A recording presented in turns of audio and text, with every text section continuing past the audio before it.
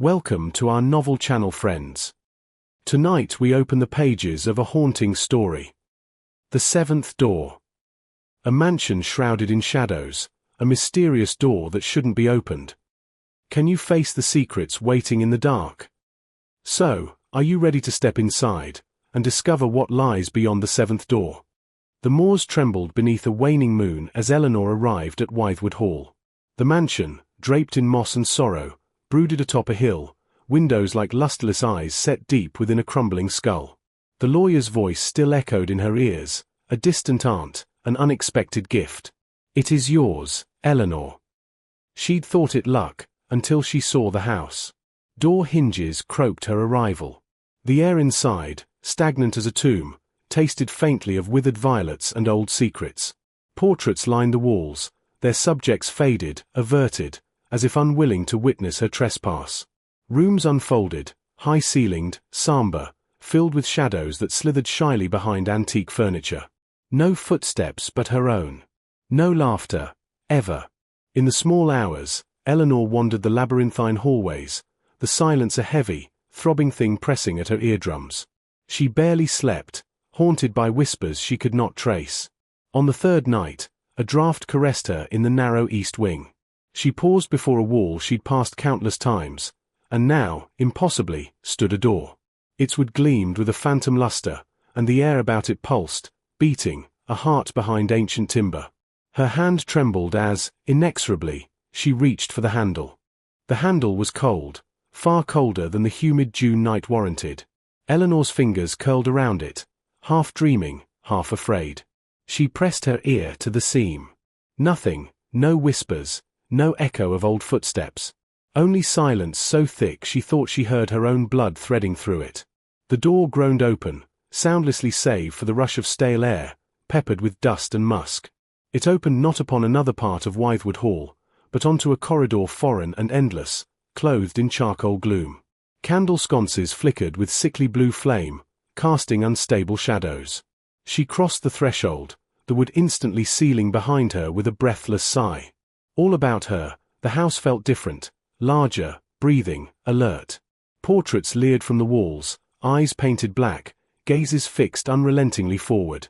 She walked, drawn onward by a melody threading through the cold, a music box tune, piped thin and warped. Hallways looped impossibly onto themselves, and her own footsteps echoed too many times, as if unseen shapes trailed her path. When she turned to seek escape, the door was gone. Only wall, slick with something damp, remained. Heart-pounding, Eleanor realized she had not trespassed into a room, but into a world unraveling within the mansion's bone. As Eleanor pressed onward, the corridor constricted, the air thickening with unseen tension. Every step her shoes made was answered faintly by a skip-step echo, quick and sly, trailing in her wake. The music box grew louder, the notes now a fractured lullaby that burrowed into the hollows of her skull. She paused beside an ornate mirror. Its glass was clouded, as if long neglected, yet her own reflection pulsed within, pale and anxious, but something else hovered behind it. A face, or the memory of one, mouth frozen wide as if forever whispering, "Hello." Her voice dissolved into the gloom, answered by a chorus of sighs and murmurs seeping through the wood and stone. Names hissed by unseen throats pooled in her mind, Lavinia, Edmund, Eleanor. She recoiled as her own name slithered down the hall, half hope, half mocking. A sudden wind battered the lamps, threatening to snuff them out.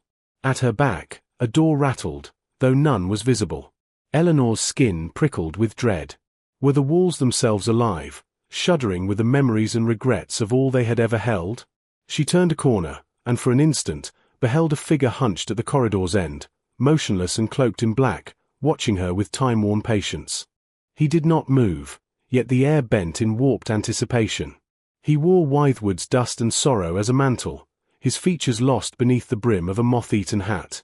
Eleanor summoned the strength to speak. "Who are you?" His voice slithered from the shadow, brittle as fallen leaves. "I am the keeper of crossing doors. You've trespassed where memory and forgetting entwine." She backed away instinctively, but the walls seemed to press closer. "What is this place?" He let silence bloom between them, studying her. "Wythewood is more than timber and stone. Some doors are meant to remain hidden, Miss Hale. Not every inheritance is a blessing. What's through here? She asked, trembling. Loss, he replied. Reflection. Truth, festering deep. Open another door, and you will descend further.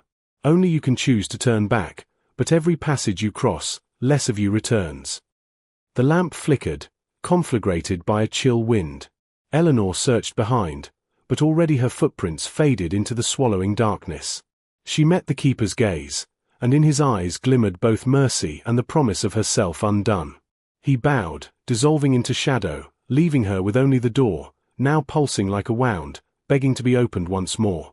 Compelled by dread and fascination, Eleanor's trembling hand pressed open the next door. She tumbled into a gallery swaddled in fog, ceiling lost in looming shadows where silent chandeliers hung, for seat with weeping wax. Portraits here wept oil down their faces, countenances she recognized from the mundane world, now twisted and broken by grief. Her ancestors, their eyes beseeching. Each painting's frame bled darkness onto the marble floor. A voice, her own voice, echoed high above, "Go deeper. Know them. Know yourself." She groped forward, passing halls without windows or doors, yet every turn offered another slick, unseen entrance. Whispers clung to her. The air grew thick, oppressive with the scent of dying roses and old candle smoke.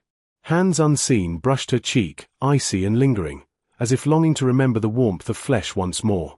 The floor beneath her feet softened, then pulsed, a living, wounded thing. Behind her, the doors vanished, replaced by a pulsing heartbeat within the stone. It dawned on Eleanor, horror lancing through her, every step forward was a retreat from reality.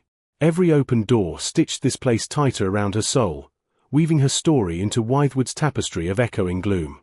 Eleanor wandered into a vaulted room where whispers ricocheted in endless lamentations. This was the echo chamber, a sanctum of memories ground to powder by the centuries' grind. Silver threads drifted in the air, suspending fragments of voices, laughter, and screams. Shadows on the walls flickered, reenacting scenes from lives collapsed into regret. She glimpsed her own sleepwalking eyes, seen through another's gaze. She beheld childhood, her mother softly humming, a white dress, her own hands outstretched. Then, rippling, twisting, the vision soured, her mother's face melting away, replaced by unfamiliar, hollowed strangers. Grief twisted in her chest. She stumbled and fell to her knees upon the shifting floor, cool and soft as wetted ash. From the shadows, the keeper reappeared, sorrow carved deep in his features. "It is not Wythewood that is the labyrinth," he muttered, "but the haunted corridors within yourself. They will beckon you further." A sudden pounding rose in her chest, the chamber thundered with the beating of forgotten hearts. Eleanor pressed her palms to her ears, fugitive from her own inescapable past. The door at the room's far end pulsated, gold light oozing from beneath, summoning her onward into ever darker recesses. Eleanor drew near the pulsing door, uncertainty festering in her stomach. The keyhole bled a flickering, sickly gold. A single, antique key dangled from a velvet ribbon, nailed into the wall. Her hand, no longer wholly her own, lifted the key and slid it home. The door yawned wide with a sigh. What lay beyond was no mere room, but an endless void stitched with brittle, floating islands, the remnants of long-forgotten dreams.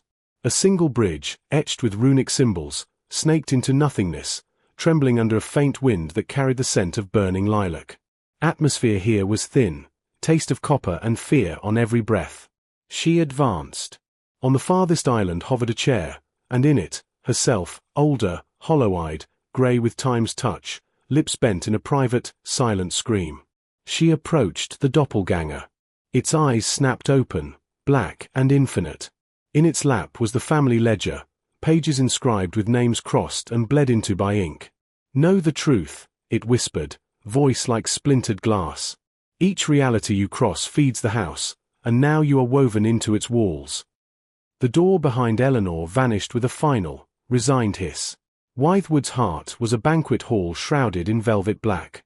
A colossal, grotesque table groaned under the weight of rotted fruit, silver platters writhing with eels. Seated nearby, spectral figures dined in ritual silence, her ancestors, faces empty, hands skeletal. At the head of the table sat the keeper, mask in place, chalice raised in solemn greeting. "Sit, Eleanor. Every heir must dine, lest the house hungrily devour what remains." His voice rippled through the cold, thick air. She took the empty chair, forced by nameless gravity. The guests inclined their heads, acknowledging her, before resuming their spectral feast. Rotten fruit split open, revealing phantoms writhing inside, her regrets, her failings, memories half remembered but now laid bare. "Eat," the keeper intoned. "Only through acceptance of loss does the maze loosen its grasp." She tasted the fruit, bitter as betrayal, sweet as lost love. Memory flooded in, the death of her mother, the brusque way she closed herself off, the longing for belonging amidst absence. Tears welled, unwelcome but healing. The room blurred, shadows withdrawing. The keeper lifted his mask to reveal a mirror, her own reflection, eyes wide. At last, she saw herself clearly. The hall dissolved, and Eleanor found herself in the room where it all began, Wythewood's east wing, before the impossible door. The air thrummed with the memory of every passage, every wound both old and fresh. The door was different now, glassy, rippling, its surface awash with glimmers of all the selves she had been and might become. "You have seen the heart of loss," the keeper's voice echoed, no longer from a figure, but within herself. "The choice remains, linger in the labyrinth of memory, or open the door and step forward." Eleanor's hand hovered over the shimmer. Her pulse pounded its own war song, a defiant plea in the haunted gloom. She saw, stretched across the threshold, all she had borne, all she had run from. No ghosts shrieking, only the silent witnesses of her grief, watching, waiting. She breathed courage, cool and shuddering, and reached for the handle. As she gripped it, the door pulsed warmly, no longer a trap, but an invitation. Steel-eyed, Eleanor turned the knob, crossing from darkness into the world she so longed to reclaim. Eleanor blinked, breathless. Morning sunlight washed through the east wing, painting Wythewood Hall in soft gold. The phantasmal chill ebbed, and silence reigned, gentle, not oppressive. She turned. The forbidden door was gone, as if it had never existed. She reached out, her hand unmarked, yet changed forever. The portraits she passed now bore their age with quiet dignity. Shadows retreated to their corners, respectful and tamed. The sorrow of the house had eased, and something akin to hope fluttered in her chest. Outside, the moors waved beneath a sky brightening with day. The air tasted of rain and beginnings. Eleanor inhaled deeply, grounding herself in the present, the ache of loss still sharp, but now tempered with acceptance. She knew, with a quiet certainty, that the mansion's darkness would linger at its edges, waiting. But so, too, did the light. Wythewood pulsed with the stories of those who passed through its doors, each made whole by facing the unseen, the unspoken, the feared. Eleanor stepped forward, herself again. The mansion welcomed her, no longer a prison but a home stitched with shadow, memory, and the fragile promise of new dawns.